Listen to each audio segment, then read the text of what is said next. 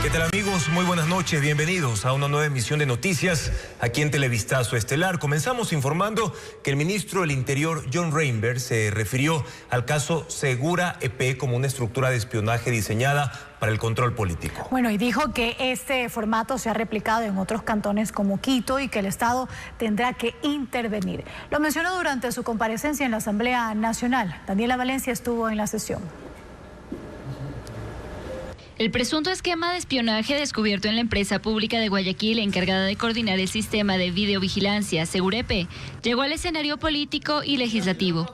Durante su comparecencia ante la Comisión de Seguridad de la Asamblea Nacional, el ministro del Interior, John Reinberg, reveló detalles de lo que se halló luego de la intervención policial en febrero de este año.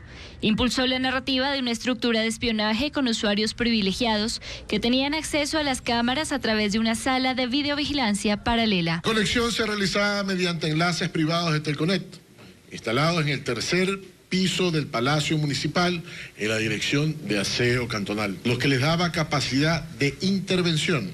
Durante su comparecencia advirtió que las organizaciones delictivas utilizan los sistemas de videovigilancia para monitorear los movimientos de policías y militares y anticiparse a los operativos.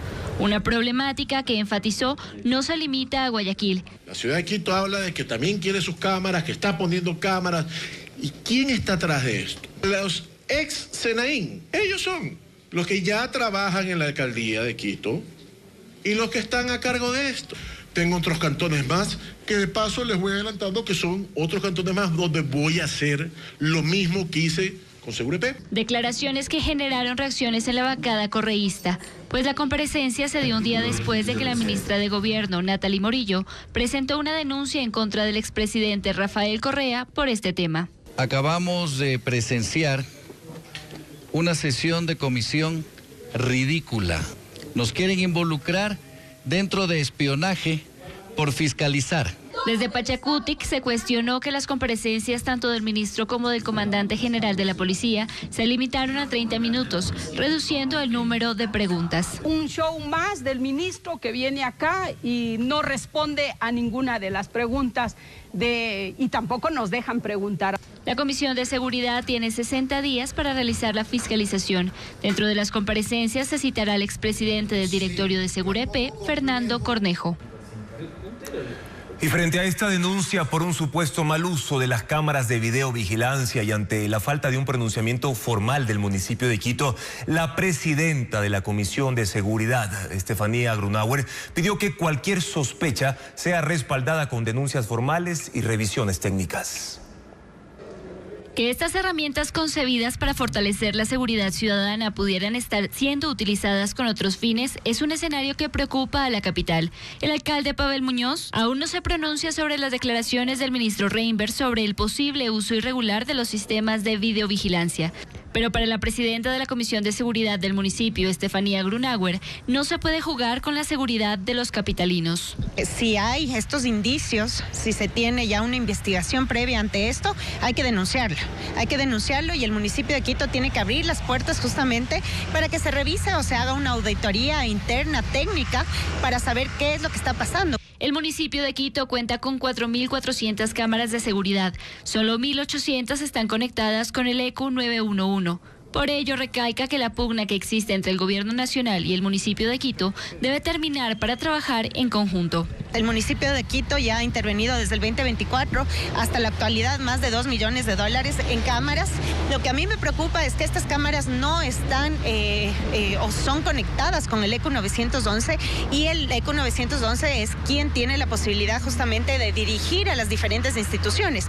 Para el concejal Michael Aulestia, esta denuncia es preocupante porque Quito destina cerca de $10 millones a la Secretaría de Seguridad, por lo que el municipio debería transparentar la información. Una de las dudas que Reinberg sembró fue el uso que se puede dar a las cámaras, tomando en cuenta que la secretaria de Seguridad del Cabildo es Carolina Andrade, ex coordinadora de la Secretaría Nacional de Inteligencia en el gobierno de Rafael Correa. Ha sido exfuncionaria de la Senaín, que en su momento fue una institución creada para perseguir a opositores, sobre todo críticos del gobierno de ese momento. El municipio de Quito no puede guardar silencio. Mientras tanto, el municipio de Quito trabaja para implementar este año el Centro de Mando Estratégico C5Q para que el sistema de videovigilancia se articule con todas las instituciones de seguridad del municipio y así mejorar el tiempo de respuesta ante hechos delictivos.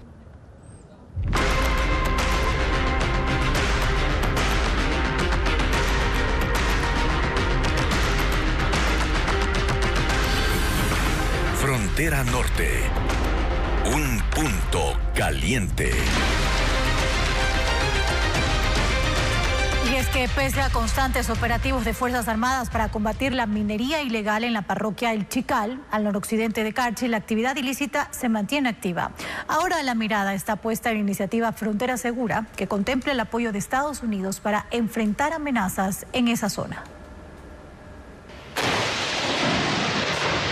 Aunque las Fuerzas Armadas aseguran mantener una ofensiva permanente contra la minería ilegal en la parroquia El Chical, en el noroccidente de Carchi, esta actividad sigue operando bajo la influencia de grupos armados irregulares provenientes de Colombia. En los últimos días, 3 operativos militares permitieron destruir al menos 55 bocaminas, además de explosivos, generadores, poleas, material aurífero y diversas herramientas utilizadas en esta actividad ilícita. No hubo detenidos. Pero mientras las intervenciones continúan en territorio, la atención también se dirige al respaldo anunciado por Estados Unidos para la frontera de Carchi. La cooperación busca fortalecer las capacidades de prevención, detención y respuesta frente a las amenazas que enfrenta esta zona mediante asistencia técnica. Sin embargo, el desafío no solo está en el control del territorio. La infraestructura de seguridad presenta importantes limitaciones. El destacamento fronterizo de la parroquia Maldonado fue destruido por un aluvión hace 4 años y hasta ahora no ha sido readecuado. La importancia de esta instalación radica en su ubicación estratégica. Se encuentra a solo 12 kilómetros de El Chical, una de las zonas más sensibles de la frontera norte. Es una zona de riesgo y estamos analizando la mejor opción para poder reubicar esta instalación. Por eso, esta semana el gobernador Byron Borja, junto a mandos militares y policiales, realizó una inspección técnica en el sector. Se va a construir un dormitorio, pero temporal, de tal manera ver dónde se les reubica. Pero lo importante es que los militares van a permanecer ahí en ese sector dando la seguridad. Las 2 unidades de policía comunitaria que operan en estas 2 parroquias fronterizas también requieren intervenciones para mejorar sus condiciones operativas. Con este escenario, las expectativas están puestas en la estrategia de cooperación anunciada por Estados Unidos, que prevé acompañamiento y apoyo para enfrentar las amenazas que persisten en esta franja fronteriza. 5 muertes violentas se registraron en menos de 12 horas en el cantón Lago Agrio, en la provincia de Sucumbíos. Uno de los ataques ocurrió en un bar donde un grupo de personas festejaba el Día del Padre. Veamos. En menos de 12 horas, 2 ataques armados alarmaron a los habitantes del cantón Lago Agrio, provincia de Sucumbíos. Los hechos violentos dejaron un saldo de 5 personas fallecidas y 3 heridas. El primer caso se reportó a las 7 de la mañana de este lunes. Un hombre fue asesinado cuando iba por la calle Jorge Aguilera. En el sitio personal de criminalística levantó al menos 10 indicios balísticos para iniciar las investigaciones. Se determinó que esta persona había tenido procesos legales y que efectivamente hace 2 meses había salido de un centro de privación de libertad. 8 horas después, un segundo ataque se reportó en un bar del sector conocido como La Playita, junto al río Aguarico, en la zona urbana del cantón. 4 personas fueron asesinadas y otras 3 resultaron heridas mientras consumían bebidas alcohólicas en medio de una celebración por el Día del Padre. De los 7 personas, una persona era colombiana, una persona era venezolana y 5 ecuatorianos. Un ecuatoriano tiene 2 procesos legales. Mientras que los heridos fueron trasladados a un hospital, según los agentes, las víctimas se dedicaban al préstamo de dinero. El pasado 5 de mayo rindió versión Peter Dreyer, uno de los asesores del ministro Roberto Luque. Dio detalles del viaje que hicieron a Estados Unidos y reconoció que esa ocasión Progen no presentó documentos que lo avale como fabricante de los generadores. Tampoco confirmaron si en efecto Progen implementó una central que les llevaron a conocer. Peter Dreyer, asesor del ministro Roberto Luque, cuando estaba a cargo de la cartera de energía, trabajó a su lado durante 5 meses, entre mayo y octubre de 2024. El mes pasado rindió versión telemática en el caso Progen. Dreyer contó que acompañó a Luque a República Dominicana y Estados Unidos y visitó 4 empresas, entre ellas Progen. La declaración inicial de Dreyer fue corta, pero Luzmila Yukya, que a la fecha aún asistía al fiscal general encargado Carlos Alarcón, le hizo 56 preguntas. Aquí algunas. ¿A través de qué documento tuvo conocimiento del viaje oficial al exterior? Se me delegó mediante un oficio, si no me equivoco, emitido por el ministro de Nombres Roberto Luque. En esta visita oficial, Progen presentó algún documento del cual se pueda desprender que era el fabricante de estos generadores? No. Los representantes de Progen hicieron alusión respecto de si esos generadores eran nuevos. No se discutió sobre esos temas, sino sobre la empresa y su experiencia. El asesor del ministro Luque contó que para probar su experiencia, los directivos de Progen lo llevaron a conocer una central de generación eléctrica que habría implementado. ¿Les presentaron algún documento que avale esta experiencia de Progen? No recuerdo algún documento, pero en la visita lógicamente existieron representantes del dueño de la central. ¿Existió alguna documentación que avale la representación del dueño de dicha central? No que yo recuerde. ¿Conoce si en la invitación realizada por Progen dicha entidad ofertaba equipos? En la invitación no mencionaron sobre ofertas. Si en esta invitación no existían ofertas de Progen, ¿cómo se conocía que dicha entidad proveía generadores? En la invitación, según recuerdo, se presentaron como una empresa con capacidad de entregar soluciones energéticas. Sin embargo, no recuerdo el contenido exacto de la invitación. Peter Dreyer reconoció que SELEC le envió información de los términos de referencia para contratar los generadores para las centrales de Quevedo y Salitral. Entonces la fiscal le preguntó: si usted no tenía ninguna delegación para realizar el seguimiento de estos procesos, ¿por qué razón recibía esta información? Desconozco. ¿Qué es lo que usted realizaba en torno a la información recibida? Una revisión de manera general para información de la máxima autoridad. Indique el nombre de la máxima autoridad. En el comienzo de mi gestión, el ministro Roberto Luque. ¿Por qué usted informaba al ministro Luque si existía una delegación como tal a SELEC? El ministro era mi jefe y yo informaba de las cosas de las diversas empresas del sector eléctrico como seguimiento general. Peter Dreyer es investigado pero no procesado. Salió del país, al igual que José de Oliveira, el otro asesor del ministro Luque. El exministro del Interior, José Serrano, fue trasladado de una cárcel en Estados Unidos. El centro de detención en el que permaneció desde agosto del año pasado fue evacuado por precaución frente a los incendios forestales en esa zona. Fabiola Santana tiene más detalles. El exministro del Interior, José Serrano, fue sacado del centro de procesamiento de Crom en Miami y enviado al correccional del condado de Adams en Estados Unidos. Según informó a la agencia EFE, el Servicio de Inmigración y Control de Aduanas ICE, por sus siglas en inglés, comenzó a evacuar la prisión de Crom desde el fin de semana de manera preventiva por los incendios forestales en la zona que han afectado cerca de 9,000 hectáreas y el abundante humo. Aunque ICE no ha informado detalles, el traslado de Serrano pudo ser el lunes, pues ese día hubo cambios en la información que aparece en el localizador de esa agencia. En la mañana no había datos sobre Serrano, en la tarde se actualizó confirmando que seguía bajo la custodia de ICE y en la noche se confirmó que está en el centro correccional del condado de Adams en el estado de Mississippi. El cambio de prisión ocurrió en medio de la compleja situación legal de Serrano en Estados Unidos y Ecuador. En el primer país espera la respuesta del Departamento de Justicia a su habeas corpus con el que busca recuperar su libertad. Y en Ecuador espera la resolución a la apelación a su prisión preventiva en el caso magnicidio Fernando Villavicencio por el que es procesado. José Serrano estuvo en el centro de Crom desde el 7 de agosto de 2025. Allí una jueza negó su asilo, pero detuvo su deportación con base en la Convención contra la Tortura. Nadie apeló esa decisión. Crom es una cárcel ubicada en un área urbana con alrededor de 700 presos y la de Adams está en la parte rural con más de 2,000 detenidos por irregularidades migratorias más complejas. Se desconoce el tiempo en el que pasará allí Serrano.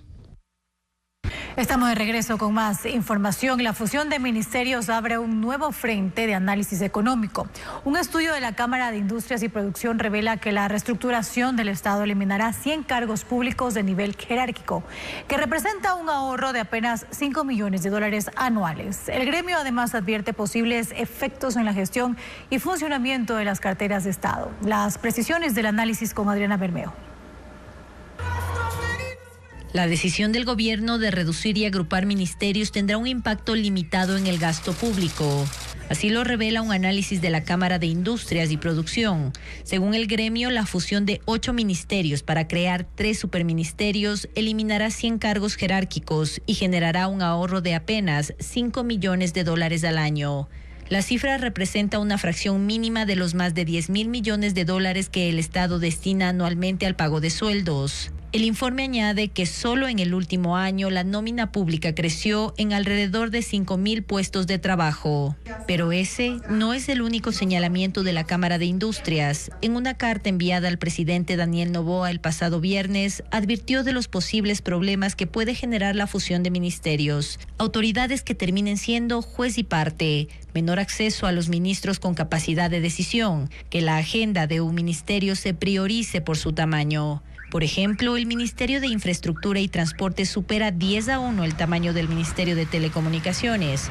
La integración podría desplazar la agenda de la cartera de Estado más pequeña. En la carta, este gremio también hace una propuesta con 10 acciones orientadas a que el Estado tenga un funcionamiento más ágil y menos costoso, y pide que se conformen mesas técnicas de trabajo para acompañar la reestructuración de ministerios. El gobierno aún no ha respondido. Mientras tanto, el Comité Empresarial Ecuatoriano analiza el alcance de la decisión del Ejecutivo y en los próximos días emitirá un pronunciamiento. El presidente de la República, Daniel Noboa, firmó un decreto ejecutivo para que Ecuador salga del sistema Sucre. Esa decisión oficializa la denuncia del tratado del mecanismo regional de compensación en el marco de una revisión de los compromisos financieros del país con esquemas regionales. El decreto dispone el inicio del proceso formal de desvinculación de ese sistema que dejó de registrar operaciones relevantes en los últimos años según antecedentes oficiales. Con esta medida, el gobierno ecuatoriano busca ajustar su política económica y comercial a las prioridades actuales. Continuamos con más información. Les recordamos, amigos, que estamos en vivo también por ecuavisa.com y Ecuavisa Play. Nos pueden ver desde cualquier dispositivo móvil. En urbanizaciones de Daule, masacres y asesinatos estarían relacionados con el crimen de alias Marino, que fue acribillado en enero de este año en Isla Mocolí, en San Borondón. Las muertes violentas pasaron de 15 a 27 en esa zona en el primer semestre, como lo informa Merlín Ochoa. La Aurora, en Daule, Guayas, es una parroquia con 130 urbanizaciones y cerca de 170.000 habitantes que durante años fue vista como una zona residencial. Hoy es escenario de una creciente violencia criminal. ¿Pero le dieron antes? En el primer semestre de 2025 se registraron 15 asesinatos frente a 27 en el mismo periodo de 2026. Para la policía, el punto de quiebre fue el asesinato de alias Marino, cabecilla de los Lagartos, acribillado junto a 2 custodios en la isla Mocolí, San Borondón, el 7 de enero. Desde entonces, la violencia se trasladó a La Aurora. El 17 de mayo, un hombre de 25 años fue asesinado con 33 disparos fuera de una urbanización.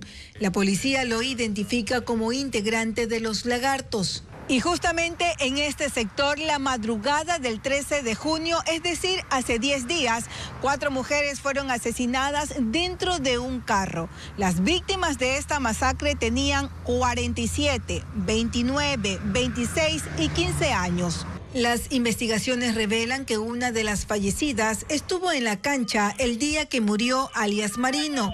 Mantenía una relación sentimental con uno de sus custodios. Según los agentes, todas las víctimas tenían nexos familiares y afectivos con el entorno del cabecilla. También tienen conflictos internos las organizaciones criminales, como malos repartos, presumen de que salió información y de ahí se victimaron a ciertos miembros. También se investigan otros crímenes. El sábado 20 de junio, un hombre con antecedentes penales fue acribillado frente a una UPC. Los uniformados sostienen que miembros de grupos criminales usan estas urbanizaciones como refugio, aprovechando la cercanía con Guayaquil y San Borondón. Para obtener primero seguridad, para obtener anonimato y también para ocultar armas, drogas e inclusive para planificar nuevos delitos. La zona es estratégica por su conexión con los puertos del sur de Guayaquil. La principal hipótesis es que la ola de asesinatos responde a una disputa de poder tras la muerte de alias Marino. Un hombre fue asesinado en el mercado de transferencia de Montebello, el centro de abasto más grande de Guayaquil. La policía confirmó la captura de 2 hombres que habrían cometido el crimen, el tercero reportado en este sitio en menos de 3 meses. Estefanía Arias con los detalles. Eran las 11:15 de la noche del lunes cuando comerciantes del mercado de transferencia de Montebello, en el norte de Guayaquil, escucharon varias detonaciones. Un hombre fue acribillado en el andén 5, cerca de donde se venden plátanos verdes. La víctima era un joven de 20 años que trabajaba como cargador en este centro de abastos, el más grande de la ciudad. A Montebello llegan unos 300 camiones con mercadería y productos agrícolas de distintos puntos del país durante la noche y madrugada para abastecer a más de 50 mercados municipales del puerto principal y a cerca de 7,000 usuarios. Al momento del ataque, la policía realizaba operativos en la zona, por lo que enseguida iniciaron una persecución. Pocos minutos después, confirmaron la captura de 2 hombres. Cámaras de videovigilancia de Segura EP los grabaron caminando en actitud sospechosa por la vía a Daule. Se logra también recolectar los diferentes indicios como son 2 armas de fuego, una tipo pistola y otra tipo revólver. Las autoridades recogieron en el sitio del crimen al menos 10 restos de bala. Este sería el tercer crimen en menos de 3 meses reportado en el mercado de Montebello, algo que preocupa a sus comerciantes, quienes en ocasiones anteriores han pedido reforzar la seguridad porque han sido víctimas de extorsiones. No hay quien dice algo como que dice algo de respaldo aquí como comerciantes y trabajadores, o sea, sí da temor y pena, sinceramente, o sea, no sé, no se puede vivir ya así. Esta nueva balacera ocurrió 5 días después del ataque en el aeropuerto José Joaquín de Olmedo de Guayaquil, otro sitio público de gran afluencia de personas. Ahora vamos a retomar, amigos, la información sobre la denuncia del ministro del Interior relacionada al supuesto espionaje que se habría realizado mediante una sala espejo de Segura EP, pero también señaló al municipio de Quito, argumentando que sus cámaras de videovigilancia están a cargo de exmiembros de la SENAIN. Patricio Díaz está ahora en el municipio, en el centro de la capital. Patricio, buenas noches. Cuéntanos si ya hay alguna respuesta por parte del alcalde Pavel Muñoz sobre ese señalamiento de John Reinberg. Juan Carlos, amigos, buenas noches. No, todavía no hay una respuesta del alcalde de Quito, Pavel Muñoz, ni tampoco de la Secretaría de Seguridad, que es la encargada precisamente de este centro de operaciones de emergencia, a donde llega la información y los videos de las cámaras que maneja el municipio de Quito. La directora o la secretaria de Seguridad es Carolina Andrade Quevedo, quien es... quien lidera también este centro de operaciones, y de acuerdo a lo que se conoce, ella fue parte de la SENAIN, en efecto, en el gobierno de la Revolución Ciudadana. Es politóloga y tiene una importante formación académica. De información del mismo municipio, también debemos darles a conocer que el Cabildo tiene 4,000 cámaras en la ciudad, 4,400 exactamente, y de ellas solo 1,800 están enlazadas al EQ 911. El EQ 911, en cambio, es del Sistema Nacional de Emergencias. Eso precisamente abre otro debate que, de acuerdo al municipio, está en proyecto. Precisamente se analiza el enlace hacia el sistema EQ 911. Pero como lo decías, Juan Carlos, el ministro del Interior, John Reinberg, fue a la Asamblea, a la Comisión de Seguridad, donde se investiga este caso, para dar a conocer los detalles de este supuesto espionaje que habría ocurrido en Segura EP. Él dijo que se habría instalado una sala espejo de esas cámaras en el municipio de Guayaquil, pero también dio a conocer que hay una diferencia en cuanto a la atención de emergencias en el tiempo de Segura EP administrada por el municipio de Guayaquil y en el tiempo en el que ahora ya es administrada por el gobierno. Escuchemos algo de lo que dijo John Reinberg, ministro del Interior. Cuando asumimos el control operativo, encontramos una realidad preocupante. 7 de cada 10 incidentes captados por las cámaras no recibían atención efectiva. La videovigilancia se había transformado en un sistema que observaba cómo se consumaban los delitos, pero que no generaba una respuesta oportuna. Los resultados son contundentes. La efectividad operativa alcanzó el 97.47% versus el 29.70% a la intervención. Acabamos de escuchar al ministro del Interior, John Reinberg, durante su comparecencia esta mañana en una de las comisiones de la Asamblea Nacional para precisamente, Patricio, como tú lo adelantabas, hablar sobre este tema de supuesto espionaje en Segura EP en el municipio de Guayaquil. Pero, Patricio, te pregunto, en el caso del señalamiento que ha hecho esta mañana el ministro Reinberg en las cámaras de videovigilancia de Quito, ¿también ha acusado de un supuesto espionaje en ese sentido o no? No, Juan Carlos, se limitó a decir el tema de que supuestamente están manejadas por gente de la antigua Secretaría Nacional de Inteligencia, SENAIN, que, como decíamos, fue la Secretaría de Inteligencia del Gobierno de la Revolución Ciudadana. No fue más claro en cuanto a las cámaras del municipio de Quito, a cómo se manejan o cuál es la investigación que tiene respecto a Quito.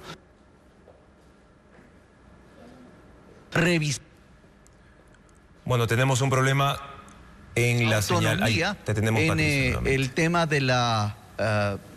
¿Sí? Sí, Patricio, adelante. Continúa, por favor. ¿Retomamos? Sí. Sí, decía que John Reinberg también mencionó que va a investigar a otros cantones, va a revisar lo que sucede con las cámaras que están instaladas en otros cantones, recordando que tienen autonomía en temas de tránsito y en otras funciones que tienen los municipios y que, bueno, han instalado cámaras en los respectivos cantones. Eso es lo que dijo el ministro John Reinberg, Juan Carlos. Y recordemos que esto... si bien es parte de una investigación política que está realizando la Asamblea, también está en la Fiscalía. Ayer fue la ministra de Gobierno, Natalie Morillo, a la Fiscalía a denunciar esta supuesta red de espionaje en torno a Segura EP y señaló directamente al expresidente Rafael Correa. Ha pedido que la Fiscalía investigue y que entre en este tema también, en esta supuesta red de espionaje. Gracias, Patricio, por tu información desde los exteriores del municipio de Quito, en el centro histórico de la capital, precisamente con los detalles sobre estos nuevos señalamientos que ha hecho al sistema de videovigilancia por parte del municipio capitalino, el ministro del Interior, John Reinberg. Gracias, Patricio. Un miembro de una banda criminal detenido, armas decomisadas y vehículos retenidos son el resultado de los recientes operativos de las Fuerzas Armadas. Estas acciones se ejecutan en zonas de alta incidencia delictiva. Estefanía Arias con los detalles. Es uno de los últimos operativos militares desarrollados en el sur de Guayaquil, precisamente en la isla Trinitaria, una zona donde el fin de semana se reportaron 5 crímenes. Los uniformados detuvieron a alias KR, presunto integrante de la banda criminal Los Lagartos. Otro de los operativos se ejecutó en el sector de La Florida, una de las zonas con mayor incidencia delictiva. Y en Durán también se intensificaron los controles con el despliegue de 1,000 soldados.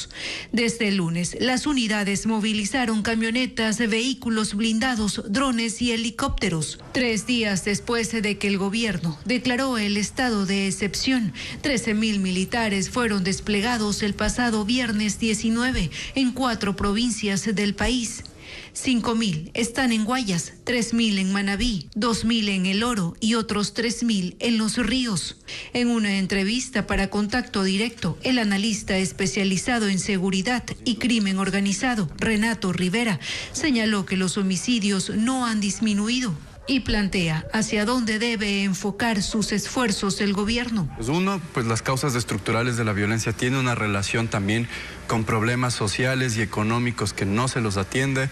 Si es que crece el reclutamiento forzado, el incremento de penas no va a evitar ese reclutamiento. Lavado de activos, que creo yo todavía no existe esa coordinación entre el Ejecutivo y la Fiscalía, por ejemplo, que es fundamental. El Ejecutivo ya descartó la implementación de un toque de queda. Por ahora, el estado de excepción durará 60 días y permitirá la cooperación internacional en materia de seguridad, algo que ya está ocurriendo.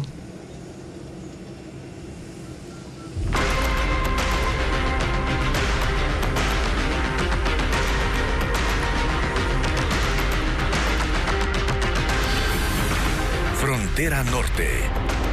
Un punto caliente.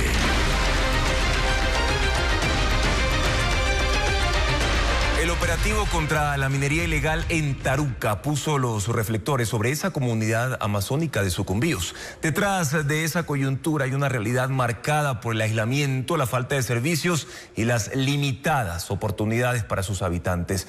Viajamos hasta ese rincón de ese punto amazónico para entender qué hay más allá de la minería ilegal que lo acecha. Elizabeth Quesada con el recorrido.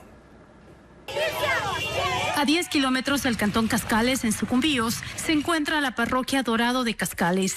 Dentro de este territorio está la comunidad Shuar Taruca, donde viven unas 400 personas.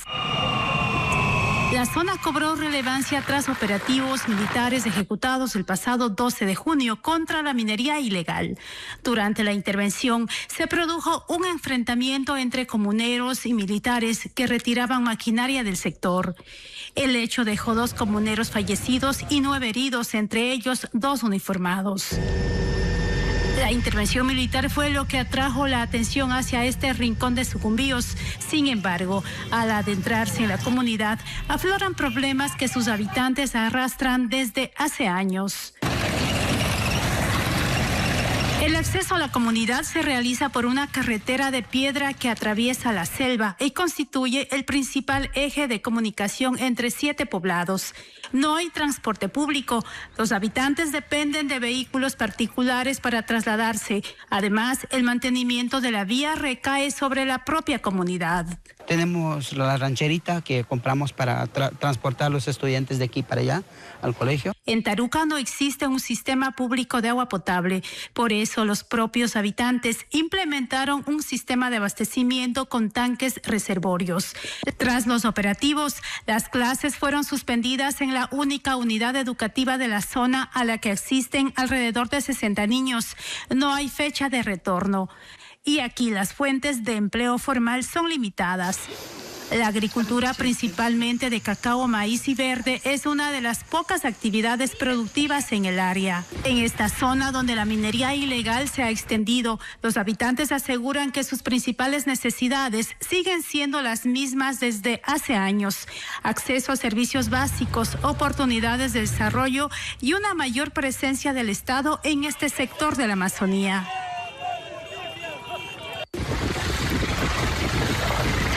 En las montañas de Arcapamba, en el cantón Santa Isabel, Azuay, una operación militar puso al descubierto parte de infraestructura utilizada para actividades mineras. Los uniformados inspeccionaron 5 puntos donde localizaron 2 campamentos, 2 bocaminas, una carabina y una gran cantidad de material empleado para trabajos de extracción. El operativo permitió decomisar miles de cápsulas explosivas, fulminantes, mechas lentas, nitrato de amonio y combustible. Según el ejército, el material incautado está valorado en $180,000, siendo una de las intervenciones más significativas en este sector de la Azuay. El Gremio Nacional de Transporte Pesado se reunió con el gobernador de Guayas para solicitar resguardo policial en 11 carreteras, principalmente las que conectan a Manabí con esa provincia. Diego Cuenca describe cuáles son los problemas de ese sector que aún labora en medio de la violencia en las vías. Los transportistas de vehículos pesados pidieron al Ministerio de Infraestructura y Transporte que amplíe el número de carreteras que la policía controla en el país. Actualmente 25 ejes viales están controlados por 2.300 agentes policiales, pero el gremio quiere que incluyan 11 vías más entre las provincias de Guayas y Manabí, incluyendo puntos en la frontera norte y sur, debido a que en esas carreteras solo hay agentes de tránsito. Tenemos muchos problemas de asaltos en estas vías que no están concesionadas a la Policía Nacional. Solo están los de la CTI. Así es, solo están los de la CTI. Ellos no tienen armas, no tienen el poder para darnos seguridad a los transportistas y a los usuarios de las carreteras.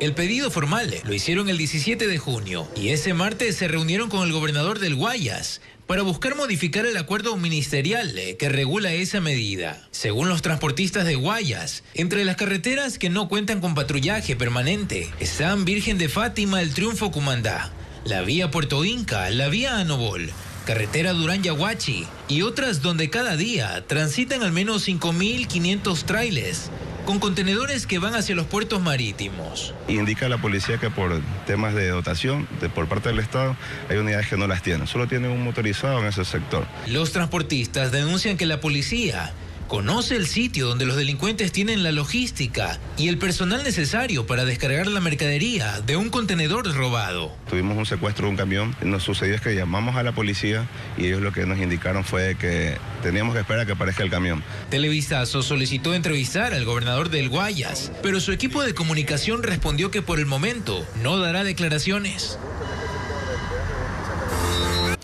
Un nuevo ataque armado en Guayaquil esta tarde generó alarma y por supuesto preocupación en el sector Cristo del Consuelo. Nos enlazamos ahora con María Gabriela Carpio. Ella está en el punto donde se registró este hecho violento. María Gabriela, ¿cuántas víctimas mortales hay producto de este ataque? Sí, ¿qué tal, compañeros? Nosotros estamos en la Octava y la A, esto es en el sector del Cristo del Consuelo, en el suroeste de Guayaquil, donde a eso de las 5:30 de la tarde se reportó un ataque armado que dejó de forma preliminar 2 personas fallecidas. De hecho, hace pocos minutos acabó de llegar el carro de medicina legal justamente para hacer el levantamiento de los cuerpos. La información que todavía se conoce hasta ahora es bastante limitada porque la policía todavía no ha dado una versión oficial de este hecho. Sin embargo, testigos del sector que han estado aquí nos han indicado que las víctimas habrían sido atacadas por sujetos que se movilizaban en una moto. En este momento, como ustedes pueden ver, la escena permanece acordonada. Personal de la Policía Nacional y de unidades especializadas de la policía se encuentran en el sitio justamente levantando todos los indicios, recogiendo también información y tratando de identificar a las víctimas. Hace pocos minutos, reiteramos, llegó el carro de medicina legal justamente también para levantar los cuerpos, mientras los agentes también están revisando si en esta zona hay cámaras de seguridad para también analizar esos videos y posteriormente poder identificar la ruta de escape de los atacantes. Nosotros nos vamos a mantener en este punto para esperar un pronunciamiento oficial de la policía y pues conocer todavía si las víctimas quizás tenían antecedentes penales y obviamente ver cómo avanzan las investigaciones en torno a este doble crimen. Reiteramos, en este sitio se ha reportado un ataque armado que hasta ahora deja 2 personas fallecidas. Gracias María Gabriela por la información que nos has proporcionado sobre este nuevo hecho violento que acabó, como lo acabamos de escuchar, con la vida de al menos 2 personas en Cristo del Consuelo en Guayaquil. Las investigaciones continúan. Y ahora cambiamos de tema para contarles que la muerte de piqueros de patas azules en playas de Tumbes, esto es en Perú, enciende una alerta que también mira hacia Ecuador. En ambos países, expertos relacionan estos casos con el calentamiento del mar y la reducción de alimentos para las aves marinas, todo esto vinculado a las condiciones asociadas al fenómeno del Niño. Esta vez la alerta vino desde Perú. Más de una docena de piqueros patas azules han aparecido muertos en playas como Zorritos y Canoas de Punta Sal, en la región de Tumbes. Las autoridades de ese país tomaron muestras para análisis, pero una de las hipótesis apunta a las condiciones asociadas al fenómeno del Niño. Sin embargo, lo que ocurre en Perú no está desconectado de lo que ya se ha visto en Ecuador, donde en los últimos días se han hallado aves marinas débiles, desorientadas o incluso muertas, en playas y también en zonas urbanas, lejos de su hábitat natural. Según especialistas, la explicación está en el mar, debido al aumento de temperatura, lo que provoca que los peces que sirven de alimento a estas aves se alejen o busquen mayor profundidad. Las aves marinas van atrás del alimento, ¿verdad? Y este alimento se distribuye gracias a las corrientes que vienen tanto del sur como del norte. Entonces es un efecto en cascada por temperatura del mar y que está relacionada también a aspectos oceanográficos como las corrientes marinas. En el caso de los piqueros, el impacto es directo, porque cuando los peces se alejan de la superficie, estas aves tienen que volar más, gastar más energía y por ende empiezan a perder sus reservas corporales. Por eso, para los especialistas, esta es una señal de lo que podría ocurrir en el ecosistema marino si las condiciones asociadas a El Niño se mantienen. Hemos visto algunos reportes de otros colegas, de pajareros, de gente que está observando aves y claro, reportan estos cientos de aves acumuladas no solo, digamos, en la zona de Guayaquil, sino en la parte costera de Ecuador, ¿no? En las playas. Estas aves que ahora están muriendo son aves que no se van a reproducir. Y al no reproducirse, vamos a ver un efecto a largo plazo de una baja en la población de otras aves que ya tenían que haber reclutado como nuevos individuos de la población y que no van a estar. De ahí que los expertos en conservación hacen un llamado a no quedarse solo en el monitoreo. Invito a las autoridades también a hacer un plan de acción justamente para poder prepararnos todos para este fenómeno del Niño que se viene. El Ministerio del Ambiente ya informó que los ejemplares muertos deben ser manejados bajo protocolos sanitarios estrictos y que las aves debilitadas reciben atención en centros de manejo de vida silvestre. Con más noticias, amigos, gracias por su sintonía. La venta de vehículos en 2026 ha llegado a cifras récord y una de las categorías con mayor incremento son los híbridos. Entre los beneficios que las marcas buscan dar a sus clientes consta mayor autonomía, lo que se traduce en ahorro. Patricio Díaz estuvo en Chile, donde se presentó un nuevo sistema de esta clase. Veamos.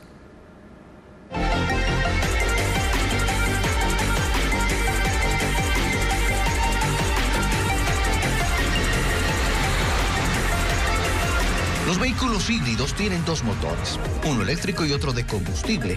Esa interacción permite un importante ahorro de gasolina que se traduce en ahorro económico. Por eso, se han vuelto en una opción para los ecuatorianos. El primer trimestre de 2026 se vendieron 6.433 unidades, casi el doble del mismo periodo de 2025.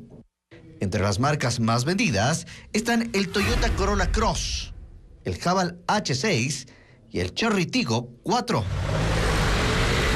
¿Cómo se puede determinar el ahorro? En la autonomía, es decir, cuán lejos pueden llegar con una tanqueada. El promedio es 1.000 kilómetros.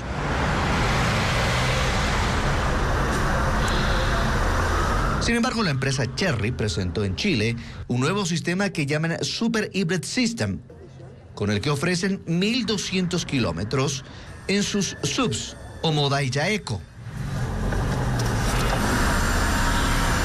los cuales fueron puestos a prueba en un reto de ruta en las autopistas de Santiago y la comuna de San Vicente de Tagua, al sur de la ciudad.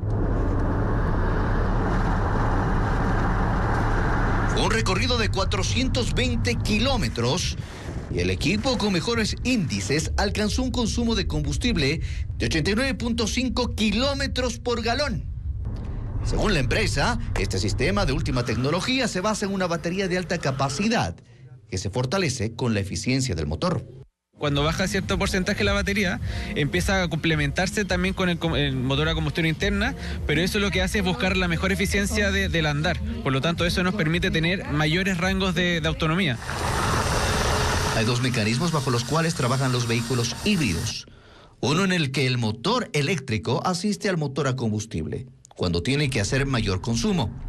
Otro es, en cambio, que el motor a combustible asista al eléctrico.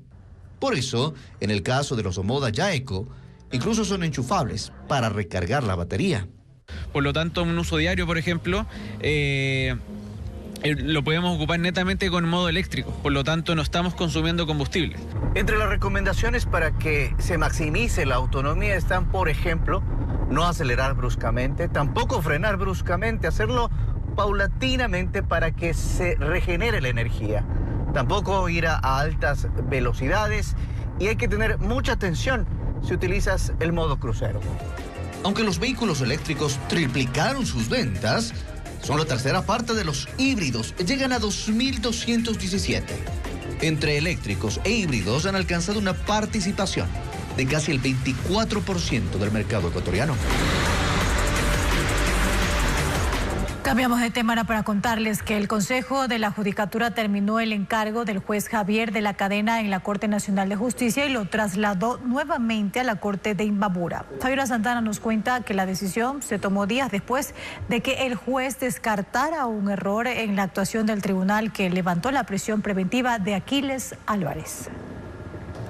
El juez encargado Javier de la Cadena fue separado de la Corte Nacional de Justicia. Ocurrió 15 días después de que se apartara del voto de mayoría y resolviera que no existe error inexcusable, dolo ni manifiesta negligencia en las actuaciones del tribunal que levantó la prisión preventiva a Aquiles Álvarez y sus hermanos en el caso Goleada. La tarde de este martes, el Consejo de la Judicatura argumentó que por necesidad institucional, el Pleno da por terminada la designación temporal y dispone su regreso a su puesto de origen en la Corte Provincial de Imbabura. A falta de jueces titulares, Javier de la Cadena recibió el encargo de conjuez nacional en 2019. Desde entonces ha participado en diferentes etapas de casos emblemáticos como Metástasis, Purga, Plaga, Reconstrucción de Manabí e integró el Tribunal de Casación en el caso Sobornos que ratificó la sentencia por cohecho contra el expresidente Rafael Correa, exfuncionarios y excontratistas de su gobierno. Recientemente, en su voto salvado, de la Cadena dijo que disiente de la decisión de sus compañeros Manuel Cabrera y Julio Inga, pues la argumentación de los jueces anticorrupción Silvana Velasco, Byron Uzcategui y Willer Choes se realizó en estricto cumplimiento de sus atribuciones y corresponde descartar el argumento de los denunciantes de que dicho tribunal había extralimitado sus facultades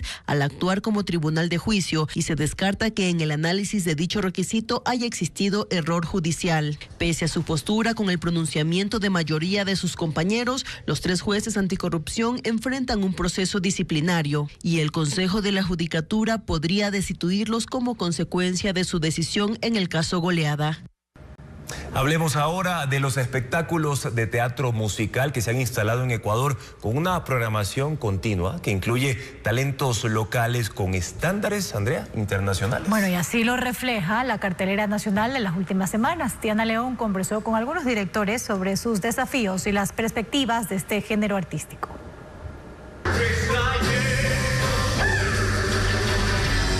Gris, Cats, Jesucristo Superstar. Son algunos de los títulos de famosos musicales que han llenado las butacas de distintos teatros del país en las últimas semanas. Este formato escénico vive un despertar luego de la pandemia,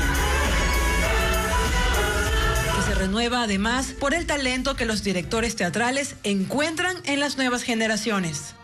José Miguel Salem, director de Danzas Jazz, recuerda cuando respondían muy pocas personas a los llamados. Antes yo hacía una audición y venían 20 personas, ahora vienen 300, 200.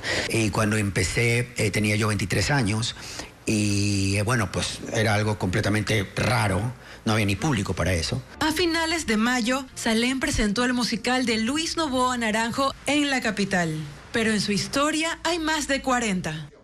Jaime Tamariz, fundador de Diamond Artes Escénicas, apuesta desde el 2012 por un formato musical familiar. Yo estoy sorprendido, se ha puesto de moda. Sí, es verdad, ahora hay muchas escuelas de teatro musical, lo cual me parece fantástico. En Quito, uno de los gestores es la compañía Increscendo. Y eso nos da también el mensaje de que el arte no se detiene, ¿no? Y que la gente quiere seguir consumiendo y quiere seguir conectándose con esa humanidad artística. Y demostrar que la calidad que se puede lograr aquí no le pide favor a ningún otro país. Entre los desafíos comunes que encuentran estos productores están el devolverle al público la sensación de seguridad para asistir al teatro. Mientras que financieramente seguirán navegando los altos y bajos de esa profesión, apoyándose en estrategias de marketing que la vuelvan rentable. Pero su principal motor será el amor al escenario y a los imborrables recuerdos que se crean en quienes acuden a sus shows. El Guaguapuncha marcó hoy el inicio del Inti Raymi en Cotacachi. Niños y niñas de comunidades y unidades educativas se tomaron la Plaza La Matriz, como lo hacen cada año sus padres y también sus hermanos. Bueno, y la iniciativa busca fortalecer la identidad quichua y preparar a los niños como futuros protagonistas de esta fiesta ancestral. Cristian Tinajero con los detalles y las imágenes. Cuando llega junio, la Plaza La Matriz de Cotacachi, en Imbabura, vuelve a sentir el golpe de los pies sobre la tierra. Pero esta vez no fueron los mayores quienes abrieron el camino del Jatunpuncha. Fueron los niños de unidades educativas del cantón, protagonistas del Guaguapuncha. Significa el inicio de las festividades del Inti Raymi exclusivamente aquí en el cantón Cotacachi, en donde participan los estudiantes de educación inicial y de primero a 10º año de educación general básica. Llegaron vestidos con zamarros, camisas blancas y sombreros de cartón en punta. Recorrieron la plaza y zapatearon al son de rondines, flautas, churros y guitarras, para que la Pachamama los escuche. La celebración no es solo danza, es un acto de agradecimiento al sol por las cosechas y a la madre tierra por los granos que sostienen a las comunidades. Hoy hacen partícipe 14 unidades educativas interculturales e interculturales bilingües de nuestra dirección distrital.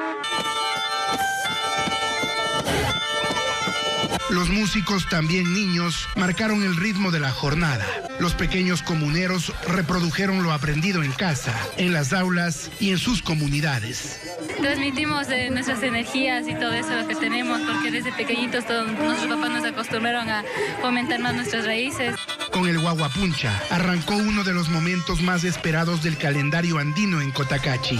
Este miércoles y jueves será el turno de los adultos, que volverán a la plaza para mantener viva una tradición que se ha transmitido de generación en generación por 500 años.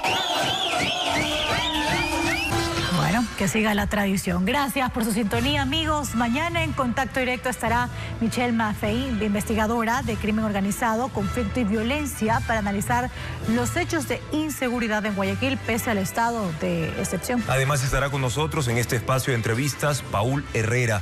Él es docente investigador de SPOL. Responderá qué se puede hacer ante la alerta alimentaria de la ONU por el impacto del fenómeno de El Niño en Ecuador. Las noticias, amigos, siempre a toda hora en ecuavisa.com, información verificada y por supuesto actualizada con el sello de Televistazo. Buenas noches, que descansen.